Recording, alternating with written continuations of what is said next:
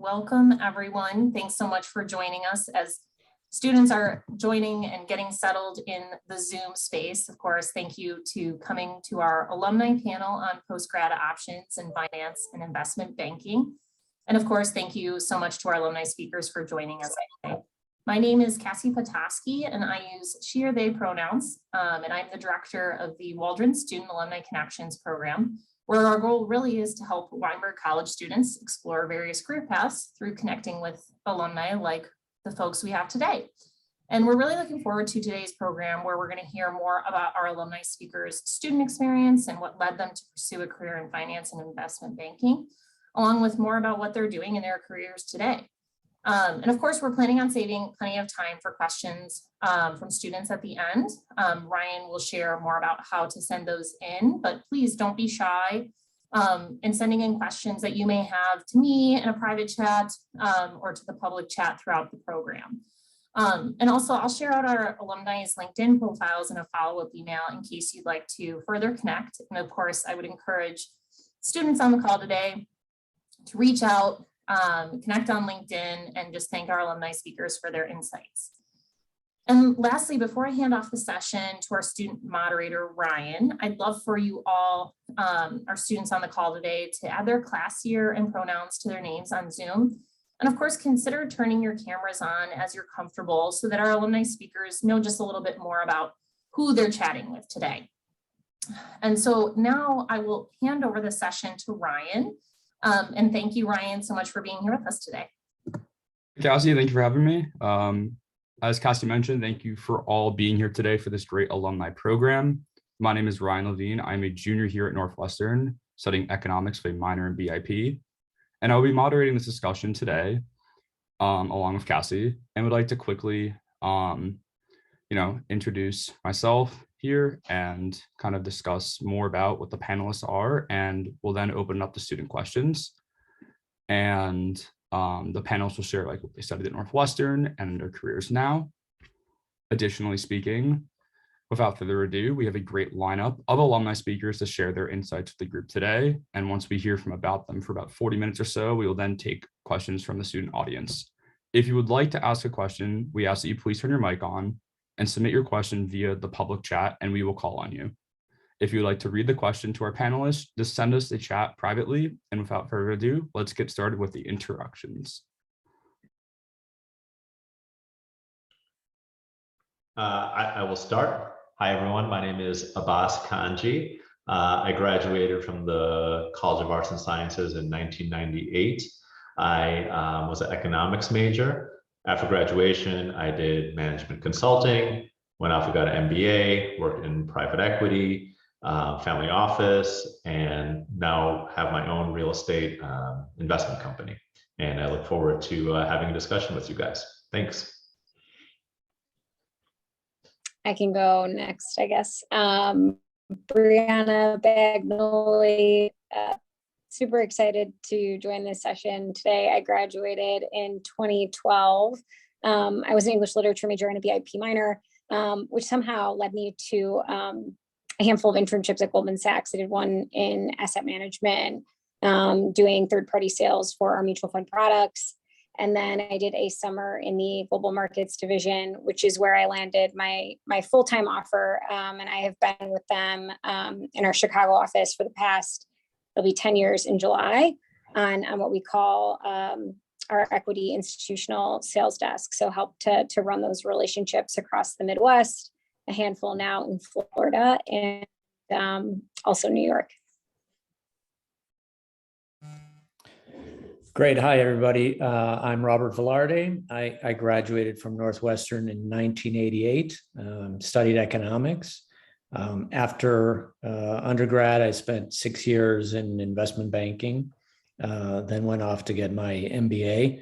And then I've spent the last 25 plus years in private equity and venture capital in the US and internationally, and currently am a co-founder and managing partner of our firm, Eater Investments, which is an early stage venture capital firm focused on the psychedelics industry and trying to solve mental and behavioral health challenges the world is facing.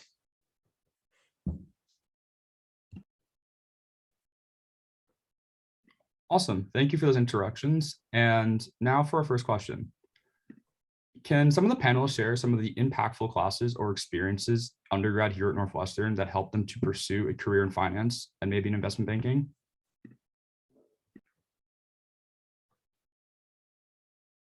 Who gets to go first? Are we doing reverse order? Boss, you can take it away. You want me to take it away? All right. Okay. So as I mentioned, I was an econ major, and one of the great things about Northwestern is that it's interdisciplinary. So you have a lot of other courses that you take outside of your major, which I found to be tremendously helpful. Obviously, the economics classes, micro, macro, et cetera, are really important. I work in real estate right now. The talk of the town is always what's going on with interest rates. They're going up. And without that familiarity and understanding that I got from my macro classes and understanding Fed policy and things like that, I wouldn't be as good as I would without having that information. But also the other classes I took, sociology and things like that. I mean, those classes really help you be well-rounded. And in a work environment where I deal with potential investors, both family offices or institutional investors, and being able to just engage people on different levels, having those types of conversations are really good. And so I don't have a class that I can say, yes, this is the class that really I lean on day to day in my job, but it's just being well-rounded. I think is really important to having a good solid career in the finance world. Yeah, I can just add on to that. Certainly agree. I love the liberal arts education. I came in, I was not an economics major when I came in. I was ostensibly going to do pre-med type studies and sciences. And then I met organic chemistry, which I wasn't a particularly big fan of, and decided to shift to economics and political science. And I took lots of different courses. And I fully agree with what Abbas says, that having a well-rounded education, learning about and analyzing different types of topics and developing very strong writing and oral communication skills is key if you're going to be in the business world and the finance in particular, certainly in the types of roles that we're doing now. I think what really brought me into trying to pursue a career in investment banking, though, was as an economics major, in my senior year, or I think or junior senior year, they offered a corporate finance class. I don't know if they still do that, but that was my first introduction to what is, finance. And then with the professor who taught that, I did an honors thesis and kind of dove deeper into that. And that really is what cemented my interest into going into investment banking postgraduate. Yeah, I guess I'll just jump in and, absolutely agree with what Robert and Abbas said as well. Like for me, I transferred to Northwestern my sophomore year.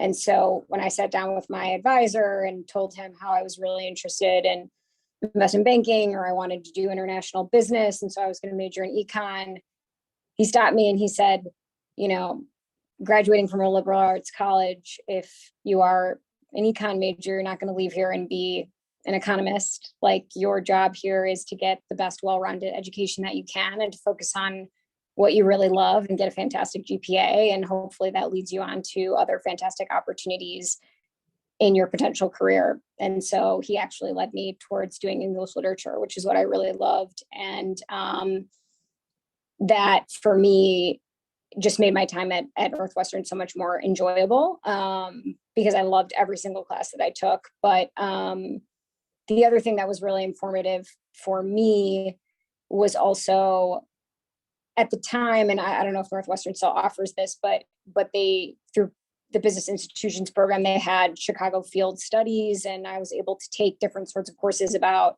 investment banking and modeling and corporate finance and do all that other stuff where you couldn't actually get access to that otherwise through the undergrad program at Waldron. So that was super informative for me as well. And in Chicago field studies, I was able to get my feet wet by having a couple internships. Like, that was very helpful for me as well to learn. what I liked and what I didn't like, which ultimately led me to trying to pursue a full-time job at Goldman. Awesome. Thank you, panelists. Now for our next question. Continuing with your undergraduate studies, now, what was your first job out of undergrad and how did that impact your career path? Robert, do you want to kick us off with this next one? Sure. So I wanted to go into investment banking. Didn't have a clue what investment banking was really. But I interviewed with New York firms, Chicago firms, and ended up getting a job as one of two financial analysts at a now defunct investment bank called Kidder Peabody. And I was in Chicago, and it was myself and a graduate from the University of Chicago who was a military history major. So both of us really didn't know what we were doing, but we started off in Chicago. I spent 2 years as a financial analyst in Chicago in a small team, and we really worked hard and did a lot of different things. But I'll stop there for a second. I'll just say one last thing. That job, which I really loved and learned a lot from, opened doors that I would never have seen come my way when I first took that job. From there, I went to Europe with the firm for a few years in London and then in Madrid. So you kind of never know what that first job will let you to. And I didn't, from then I take on lots of different activities, but it was one of those great jobs that I always remember and have still close friends from back in those days.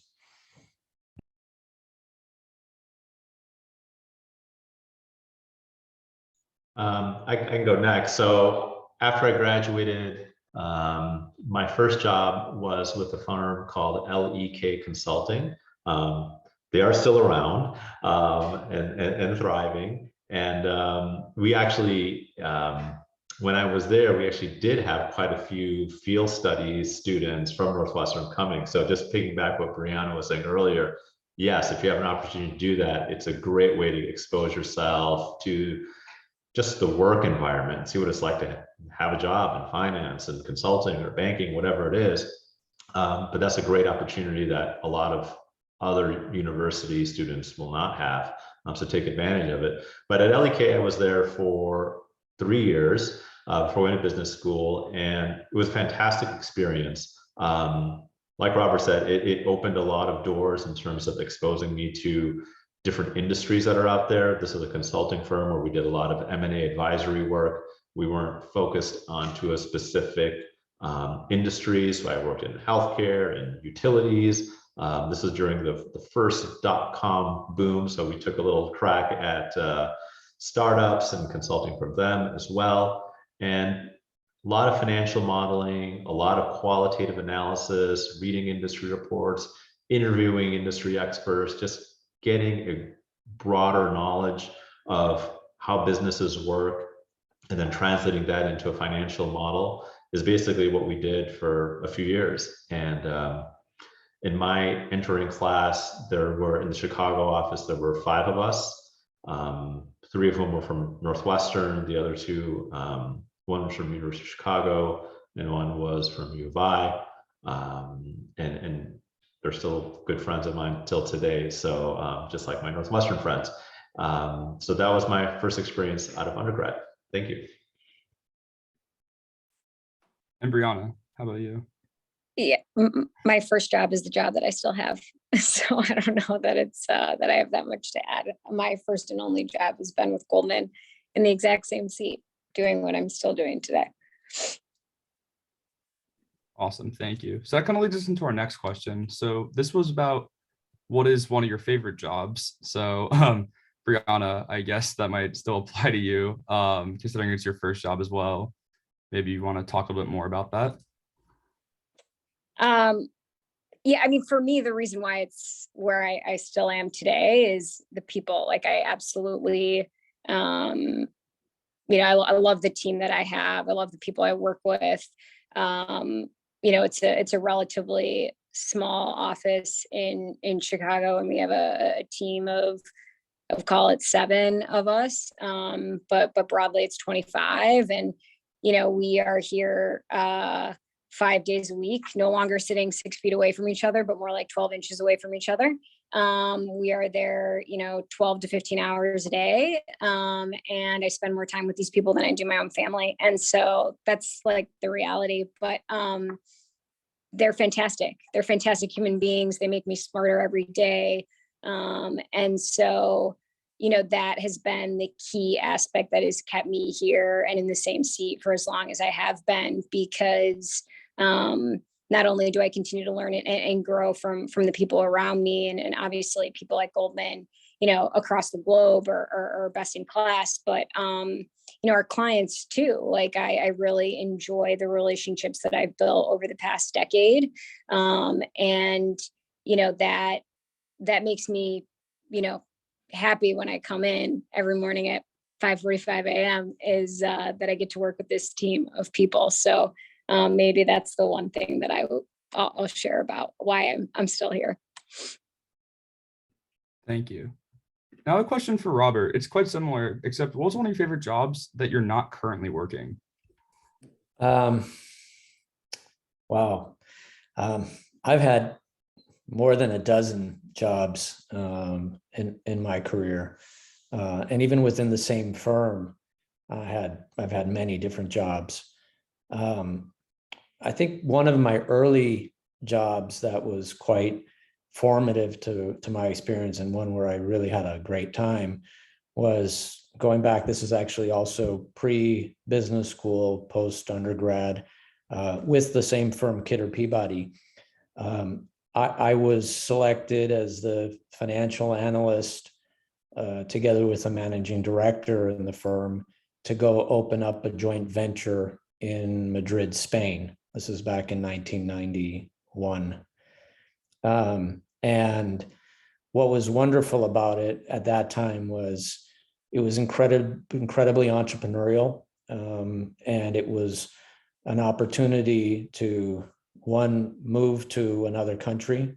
I had previously been in London, but just as background, I'd traveled, but I had never lived outside of the United States. So it was only living outside of the States came through my professional career. This was my second move, but this was to a new culture, new language that I was familiar with, but I hadn't used it in the business sense. And we were working with a very established partner, and myself and this managing director were the representatives of the firm. And it gave me the opportunity to, take on an incredible range of responsibilities, with two people kind of running the show, if you will. We did, things that were, below what would be expected for me to do, and many, many things that were well above what was expected to do or what I was really capable of doing.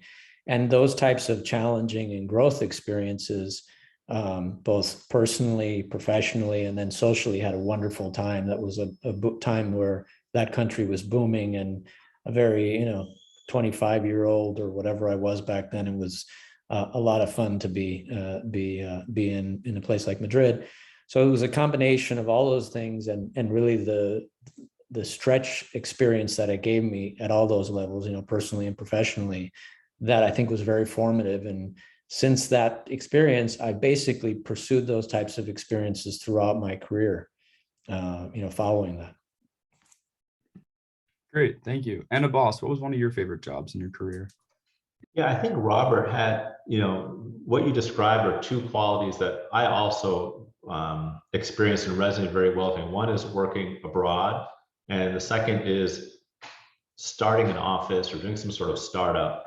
So when I was at LEK, they have, and like I think a lot of the big firms do, you have an opportunity to swap offices. And so I did spend almost a year working in London, which was great, right? Professionally, you get exposed to, a different business landscape. Personally, I got to meet a lot of people, and, going to a place like London, you're less than a couple hours from great places to visit on weekends. You go to Barcelona Saturday morning, and by lunchtime you're at the beach. It's not a bad life. So I would encourage everyone when they're looking for opportunities to have that international experience if they can. The other thing that Robert mentioned I thought was really good was starting an office. And I had a similar opportunity after business school. I went to go work for a private equity firm. They're based out of New York. And when they hired me to start their Chicago office. It was just me. And it was a great experience in the sense that you have to do everything. Like, find the office space. Where do you want to work? Everything from that to, okay, what's the investment strategy going to be out of your office? What do you want to do differently than what we're doing out of the New York office? And I think when you can get in on something like that, it's really special, because then you really understand what it takes to grow and start a business. And it's nice that you have Big Brother in New York that's paying the bills, which you don't need to worry about fundraising and things like that. But at the end of the day, you still need to roll up your sleeves and make it happen. And nothing like being thrown into the deep end, and you learn a lot. And it's one of the experiences that really helped me when I was ready to start my own business. That experience is what really I think I could leverage and utilize in my now day job, which is working for myself. Awesome. And I just had a quick question about maybe like how your arts and science background coming here from like Northwestern, in addition to some of the things you learned in school, help you today in your work. If Boss, maybe you want to continue with that. Yeah, it's something that I alluded to earlier. I think being well-rounded, I think is tremendous, right? So, for example, in my job, I have to speak with all sorts of people, right? I'm working with investors. Some of them are family offices. Some of them are high net worth individuals. Some of them are institutions. I may be working with our lawyers, drafting documents. I may be working with our lenders. I work in real estate. So leverage is a big part of what we do, working with different lenders. At any given day, you're doing different things, working with a different audience. And being able to connect with people on different levels is really important. And so taking classes like, I said it before, but intro to sociology, I think a lot of people took it back when I was there. Maybe it still continue. We had a great professor, I think he's passed away, Charlie Moscos. But a lot of gems that you pick out of those classes, it's not the technical skill, but it's the relating to people and having those discussions and with your sessions with your TA and things like that, I think is really important. The financial modeling and all that type of stuff, robots will probably end up doing it soon anyway, right? But it's the intangible skills that you can really refine when you take a lot of the more smaller liberal arts type of classes, which I think go a long way in just making you a better professional. Yeah, let me just add, I fully agree. I think, when I look back on my undergraduate career, as I said, from organic chemistry to introduction to Buddhism to art history and lots of economics, poli-sci classes, a writing class, workshop, creative writing. At the end of the day, each of those programs, each of those things, I really enjoyed, obviously some more than others, but it was all about learning. And the one thing that by taking lots of different classes, you kind of learn to learn. The content is constantly changing, and it's changing even faster today than it was when I was a kid. And if you develop the habits and learn how to learn, it won't matter what the content is. And the surprising thing is, even going back to my organic chemistry class, which I mentioned I wasn't particularly fond of, the dots end up connecting, like Steve Jobs said, they connect backwards. And even today, I reflect and I use some of those things in all of these various classes in my job, even if it's not specifically related to the content.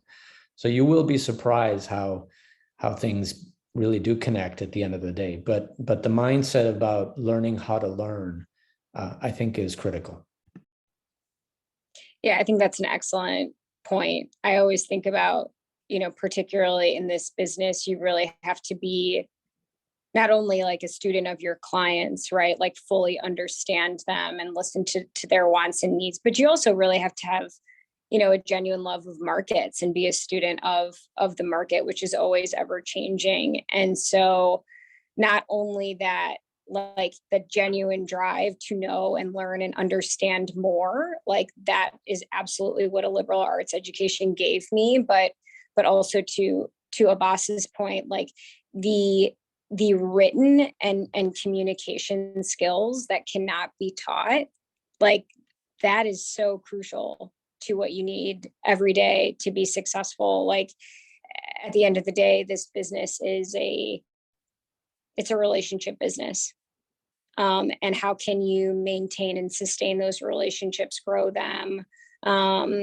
You have to adapt and adjust communication styles differently depending on who you're talking to throughout the day. That really matters, and those soft skills are not something that can always necessarily be taught, but I think that were, pretty crucial to what I achieved through my curriculum at Waldron, for sure.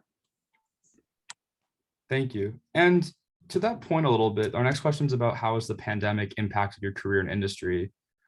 Brianna, would you like to expand a little bit more maybe about like how like you communicate with those like soft skills differently now after the pandemic?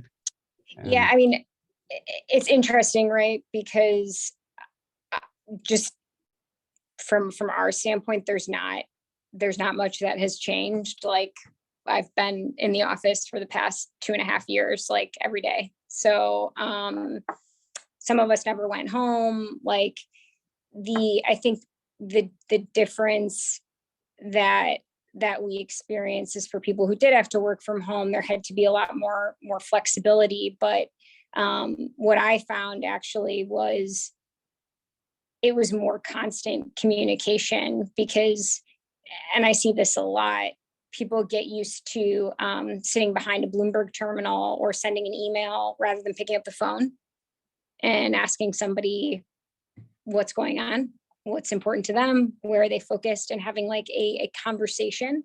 Because I think that is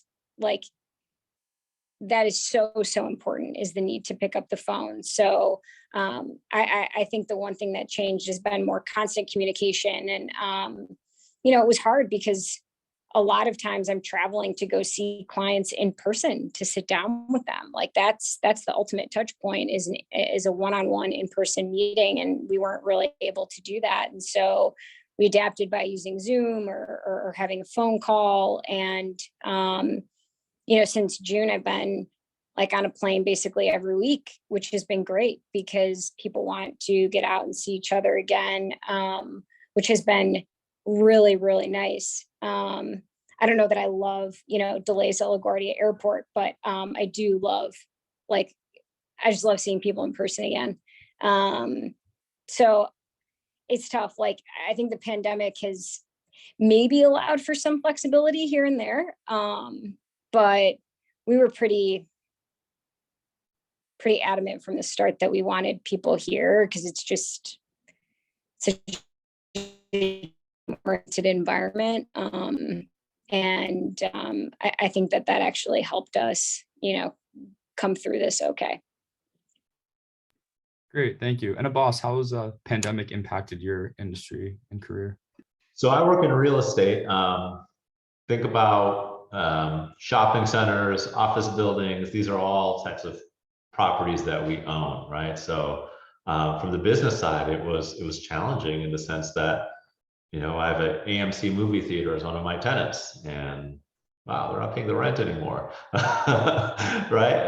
But I still have my mortgage due, and my property taxes are due. So, things like that were very challenging. On the flip side, you have apartments, right, which did fantastic because everyone still needs to stay in their homes, and people started working from home, and apartments were full and paying rent. So from the industry side, it was a mixed bag, and I think we're starting to get back to normal. And some of our properties that have huge parking garages, that were empty for years are now filling back up. So I think that's great. In terms of how we work, Microsoft Teams is huge, right? Like it's integrating with your email and your appointments, and I've probably been on 3 Teams calls today. I think it's a good thing. We're looking at purchasing a property. I live in Chicago. We're looking at purchasing a property in California, right? The broker who's selling that property can jump on a Teams call. We can look at pictures and video and descriptions of the property. And so we have a much more rich dialogue rather than just being on the phone. But I think, one thing that Brianna said that I think is really important, and I think I see this a lot, and I say this just because I have teenagers, right, who are kind of, similar age group of our students, is that a lot of communication seems to be done on text and email. And, I'll ask myself, like, hey, did you talk to this teacher? And his answer, like, yeah, I emailed her. Like, yeah, but did you talk to the person? And I think the lost art of conversation is really important. And so being able to pick up the phone, call someone, how are you doing, this or that. When you think about your career, when you're working with your managers or your counterparts or partners, whoever it is, you need to be able to be good on the phone. And I think one of the downsides of everything going virtual and chat functions and things like that is that conversation isn't there. And that's how you build relationships, right? And that really helps with your career in terms of advancement, promotions. Hey, I was on the phone talking to someone and he mentioned to me that there's an opportunity at this hedge fund. That wouldn't have happened if you were chatting with someone. So pick up phone, call people, video call, whatever it is, but that interaction is super important. And I would say one of the downsides of the pandemic has been limited interaction that way. Great, thank you. And actually, if you wouldn't mind, our next question talks about pivots in your career and maybe like a time you would explore career options. And you're just kind of mentioning how the pandemic might have been able to allow you to communicate better in that sense and connect with others. Do you mind kind of touching more about that, about like after you graduated, some time that you pivoted in your career maybe? Yeah, basically, so my career, basically I graduated from Northwestern in '98, 3 years doing working at LEK Consulting, went to HBS for business school. When I was there was the first .com crash, right? All these startups evaporated. And my knee-jerk reaction to that was, I definitely should not go to technology. What a mistake. And looking back, I probably should have gone and worked in technology and, it would have been great. So I did the exact opposite. I said, let me go into real estate. I thought that would be great. It has been good, but that was really kind of the factors that were surrounding my life were that technology is unstable, find something stable, real estate. So I worked in real estate and I have been working in real estate since then. And I think in terms of pivoting, I've worked in different aspects of real estate, right? I worked for an operator who was on the ground, like, we're going to go buy that building and manage it, and we're going to, set the rent and manage the expenses and make sure that that one property is as good as it can be, to working for a private equity fund where we raise hundreds of millions of dollars from, some institutional, California State Pension Fund or something like that, and we're deploying chunks of money into various, investments.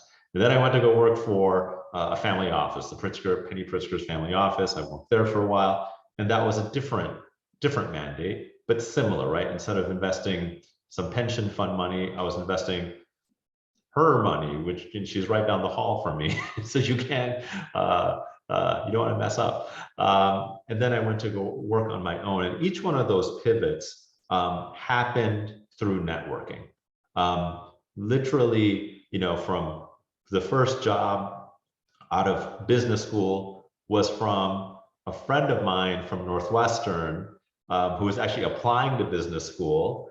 And he said, hey, do you mind helping me with my application and reading my essays? And I did. And then he said, what are you going to do after business school? And I told him, I'm going to work in real estate. He said, oh, you should call my uncle. He has a real estate company.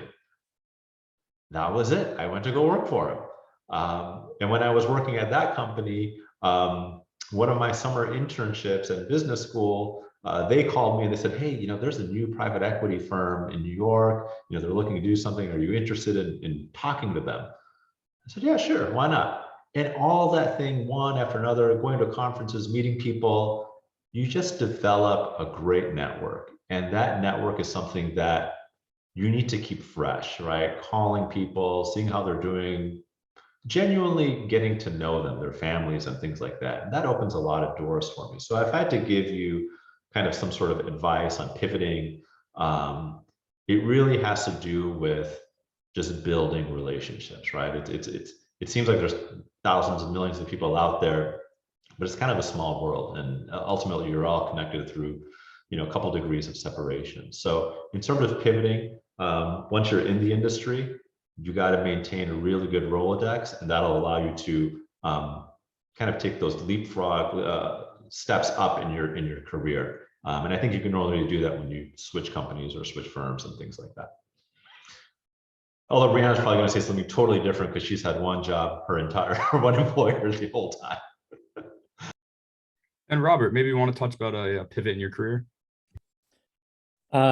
Sure, I've had several pivots, but let me see. So after Northwestern, I basically spent 6 years in investment banking and finance, and then went back to business school, and actually went to HBS. And out of HBS, I went to work for 10 years with JP Morgan in their private equity investment group. And my pivot after 10 years, I was kind of tired of the institutional world, and I wanted to try to launch my own fund. And it was a very challenging experience that I wasn't as successful as I wanted to be. And I think when I look back on it at the time, it was because obviously I had the wonderful benefit for 10 years of being at, you know, a great institution like JP Morgan with really smart people, a lot of resources, and being able to do that on a platform like that was a real privilege and a real competitive advantage in the marketplace. When you leave an institution like that, you sometimes tend to think that, you know, or I tended to think at that point in time that all of those JP Morgan benefits were going to inure to me personally, and I really overestimated, you know, my capabilities, and also that I tried to do it on my own, fundamentally on my own, and you know, things worked out and everything was fine and so forth, but that was one important pivot. And when I pivoted into this other opportunity, it was something that I, at the end of the day, also that I reflect on, that I was not ultimately that passionate about. In my most recent pivot, which was early on, I was trying to start up a business with some other people, some other partners, an investment fund business, just as COVID was beginning. And, you know, it was a very challenging time, and it really forced me to reflect on what I wanted to do. And that's where I came to where I am today, where we've, you know, built something quite exciting. But to me, the big, in these pivot moments, I think if you want to pursue entrepreneurial endeavors, you really want to do it with the team. And it goes back again to the people that you're able to surround yourself with. And it goes back to the relationships that you build with these people over time. You know, there are a lot of smart people out there, and strategy is one thing, but in execution, it's about teamwork and processes and how you actually are able to deliver whatever you're delivering. And the other thing that I think is incredibly important, is finding something that you're really passionate about, because that's really, at the end of the day, the only thing that will get you through the long hours and the hard works and the up and downs that inevitably all businesses have, even the most successful ones. So those are the couple of, if you will, lessons of pivoting. Awesome. And then Brianna, maybe have you attempted to explore other career options after graduating, or maybe talk about some pivot in your career so far? It's a great question. I haven't.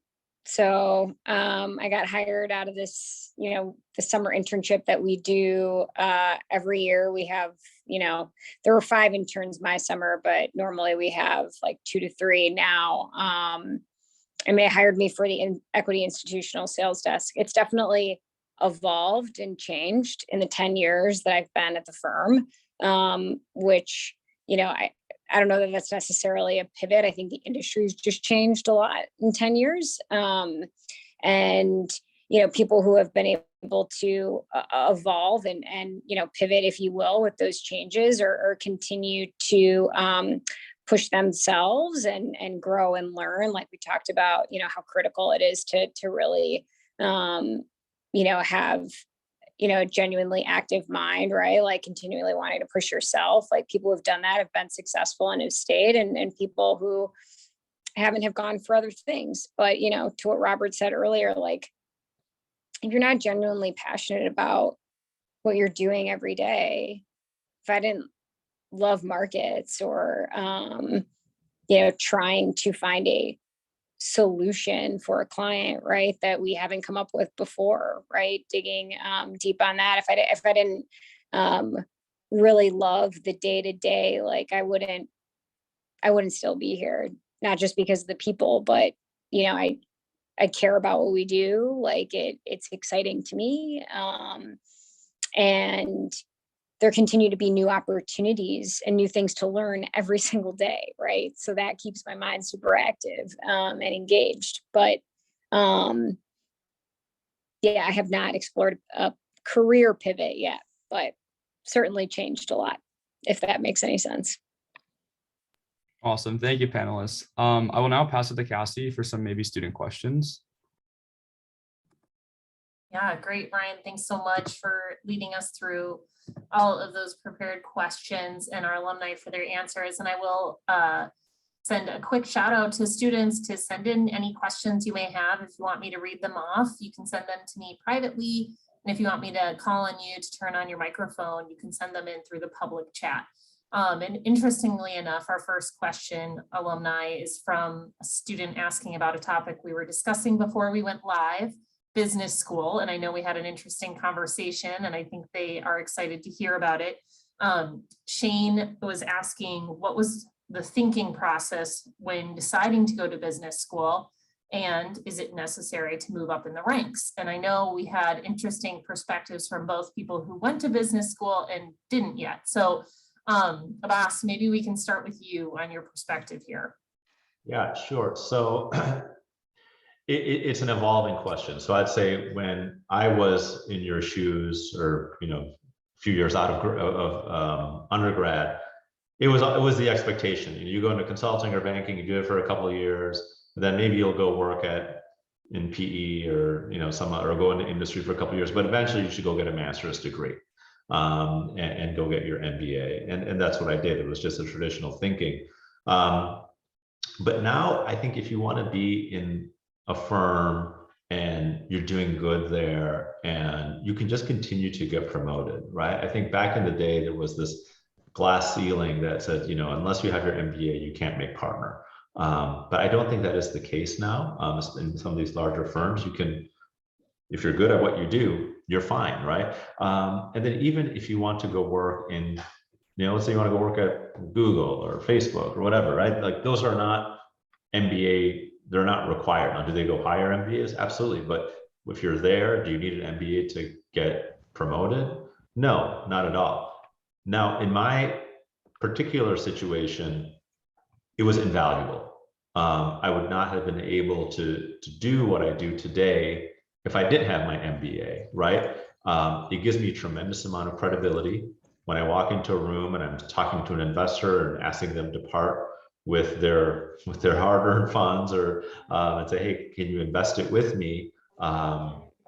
Just the door opens a lot more easier if I can say, here are my credentials. I went to Northwestern, I went to Harvard. I have the pedigree, it does help. The network is also invaluable. And you have that network coming out of Northwestern as well, but you can, double the size of your network by going to business school, right? So my section mates, my classmates from business school have been very helpful in terms of helping me start my business, bouncing ideas off of them. And of course, they become your friends as well. So, and Robert and I were talking before we started, we have an affinity to our business school. We go every 5 years for our reunions, and we meet these people, and we learn a lot every time we see them. So it's not cheap, right? You gotta write a big check to go there. It takes 2 years out of your career where you could be making money and getting promoted. So there's a lot of things to evaluate. But if you think that you're going to pivot at some point, but look, I'm not going to be in this industry, I want to move somewhere else, the MBA from a credible institution does help open doors and build your network. Yeah, I really appreciate that perspective. And Robert, I do want to hear your perspective also being a B school person. And then Brianna talking about moving up even without an MBA. So we'd love to hear your perspective, Robert. Yeah, no, I agree with Alice that the things have changed today, and there are firms that you can go to and you don't necessarily need an MBA. One thing, and so I think it's really a personal decision. I would just maybe say a couple things. One is, the times of having, one company career paths, I think is non-existent anymore. By and large, it's going to be on more of a rare occasion. And so, making sure that you develop yourselves in the way you want to develop yourselves. And for me, going to business school was developing a whole different set of skills and knowledge that I did not have prior to going to business school. I was primarily focusing on finance, and at business school, I was exposed to sales and marketing. I was exposed to operational management. I was exposed to venture capital. I was exposed to lots of other things I had no idea about before. And it was fundamental for me to be able to do what I am doing today. I didn't do it to get this job necessarily. I did it because I wanted to learn a set of skills that I thought were ultimately necessary. And in fact, I think I wouldn't be able to do what I'm doing today had I not had not only the job, but also the other experiences that I had. So I'm an advocate of it in the context of learning and expanding, and and obviously adding to what Abbas said about a network of just really great people. But it's not necessary, certainly. Yeah, thank you, Robert, for your perspective on this. And Brianna, I know you've been doing something similar at Goldman Sachs for your 10 years, but you have, moved up since, starting there as an intern. And can you talk about the need for a business school degree to move up, or can you do so without? Yeah, look, I actually, Robert said earlier is pretty spot on. Like, it's very rare that you see somebody in the same seat with the same company for 10, 20 plus years. Like, that just doesn't really happen that much anymore. And so far, I haven't had the need to go get an MBA. It's certainly something that I have thought about. But my bosses have said, I want you here. If you want to go get an executive MBA in the next couple of years, then we can talk about that. But, that was a personal choice that I made. It wasn't something that I necessarily needed to continue to do well, to get paid well, and to get promoted. But I certainly will say that going back, thinking about the longevity of my career, if I had really wanted to take the time to explore more in different opportunities, like I was so focused when I was trying to get an internship on, getting a seat at a fantastic firm, right? Like I really wanted to be hired by Goldman Sachs. And it was like investment banking or consulting were the only two avenues to go down. Like that was it. When I was a, sophomore and junior at Northwestern. And so if I could give myself, some guidance looking back, I would have said, take the time to explore more. Like there's so many different opportunities out there today and many different avenues to go down. Finance is not just, classic investment banking. There are many different facets of it. And so, I think if I would give it, the people, who are attending today, a piece of advice is just like, continue to explore and ask questions and do network sessions like this and try and really understand, is this something that I genuinely want to do? Or, like, am I really passionate about it? Or do I need to spend more time thinking about like, okay, maybe I'll do investment banking for 2 years and then I'll go to business school and then I'll figure it out from there. But yeah, that's kind of a long-winded way of saying, yeah, I think of business, going to HBS is fantastic and amazing. Any business school I think is amazing, but I just haven't needed it yet.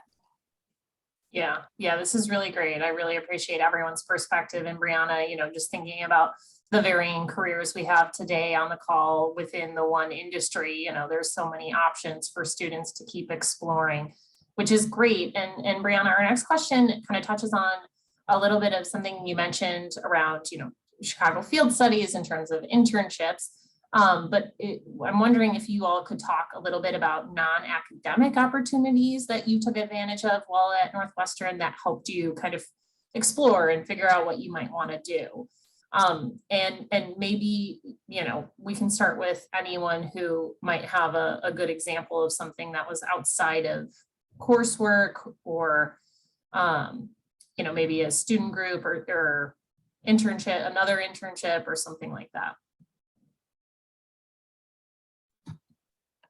Well, I know that there are a ton of different groups on campus now, whether it's women in business or otherwise, but those also really helped from a networking perspective in terms of like, preparing for interviews and trying to talk to women in, finance about their careers and how they got there and trying to like, I did a bunch of networking my sophomore and junior year and trying to figure out like, what was the avenue I really wanted to go down within, quote unquote investment banking. So, that was super helpful to me outside of just, the traditional coursework and Chicago Field Studies. I think, Field Studies is obviously a great opportunity. And I know the company I was with at LUK, we actually ended up hiring, people who did the field studies full-time jobs. I would also encourage you to take advantage of opportunities to work with professors. They're a wealth of knowledge, and not only are they academically brilliant, they're well connected in the industry. I had a job when I was, I think sophomore through senior year. I did an internship with a professor at Kellogg, Professor Brian Utsi. He's still there, great guy. And back then it was running to the library and reading articles and making photocopies, all things that no longer exist. But just being part of that research process exposed me to business, because he was researching how, the network effects amongst the Korean community in textiles. It was a very niche subject, which I've never done in my life, but just exposure to that and how people think, I think was really helpful. And then I think also brainstorming your career opportunities with a professor that you know and trust is good. Mark Whitty, he's still there. I still stay in touch with him. Great guy. He taught my intro to micro class, and that made me an econ major. And I remember going back to campus a few summers ago with my wife and kids, and ran into him. I mean, these are, it's a small world, and he gave me invaluable advice when I was thinking about going into consulting. And, take advantage of them. You're really in the midst of thought leaders, and, meet with them outside of the class. So that's one thing that I wish I had done a lot more of. Yeah, this is really great. And Robert, do you have any other insights to add on this one? No, I similarly, I think the working with professors both in and outside of classes is quite they're a valuable resource. Absolutely. Absolutely. And I know we are running up against time. Ethan has a question that he'd love to ask. So Ethan, if you could quickly ask your question before we close out for the session, you can turn on your microphone. Awesome, thank you. This question, I guess, is like just for Robert, but as somebody who entered like on the pre-med track and then ended up switching to finance, because I kind of went through like a similar thing, and I'm trying to just kind of like find my footing right now. Do you have any advice for me on, like either like things that you either read or like participated in that kind of solidified like your understanding that, oh, like, like finance is right for me?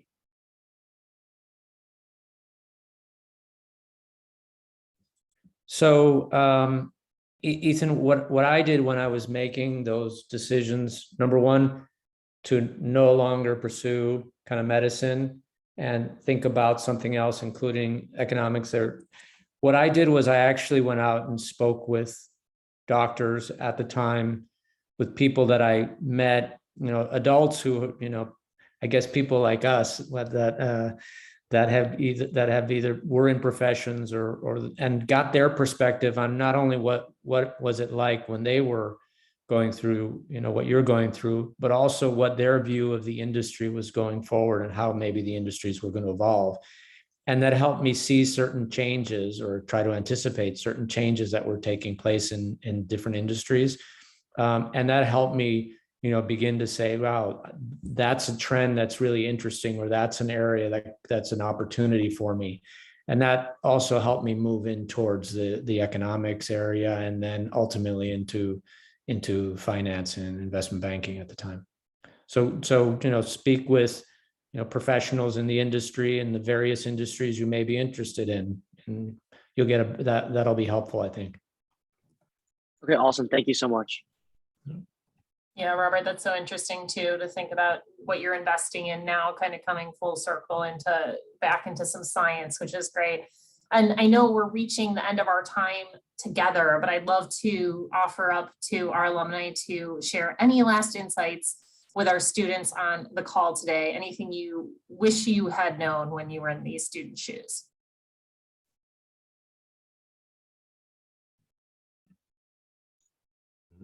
Nothing further. I'm out of all the wisdom. That's it. That's all we got. That was great. I'll just offer one piece of advice, and recognizing I'm the oldest probably here. Really take this opportunity in the undergraduate years, and you should continue to explore, try to identify what you really like and what you don't like. And that's that passion again. But importantly, because there is a lot of pressure, you guys are at a great school, a school I'm sure I wouldn't be able to get into today. And there's a lot of expectation. I would, try to find my passion, and I would do or don't do and don't pursue a career that you think others think that you should pursue. Really kind of try to determine for yourself what is really going to, and that doesn't mean you have to know what the answer is today. You don't have to pick today or when you graduate the career for the rest of your life. It can be, as Brianna was saying, I want to do investment banking for a couple of years and then go to graduate school and then figure it out. But do, what really feels good to you. I love that, Robert. Thank you. And Brianna, do you have anything you want to add before we close out? No, I think I'm tapped out. Thank you, though. You guys all shared so many great insights throughout our conversation, and really appreciate you guys taking the time to be here today with us. And students on the call, I want to thank you all for logging in and join me in thanking our alumni speakers for sharing their great insights today. Keep an eye out for a follow-up email from myself and Joseph with alumni information and an email from Grubhub about your $20 credit. We normally buy everyone lunch at these events, and we can't do that virtually, so we're sending a credit. And then also students, I want to share some information about the Susan Bies Lecture on economics and public policy that's happening later today at 4 p.m. in the White Auditorium at the Kellogg Global Hub. The speaker this year is Daryl Duffy, a professor of finance at the Graduate School of Business at Stanford. And his lecture title is The Economics of U.S. Digital Currency Policy. So no RSVP is required. Feel free to stop in if this sounds like something you'd be interested in. So alumni, thank you again so much for being here with us today. We hope you all have a great rest of your day, and go Cats. Thank you.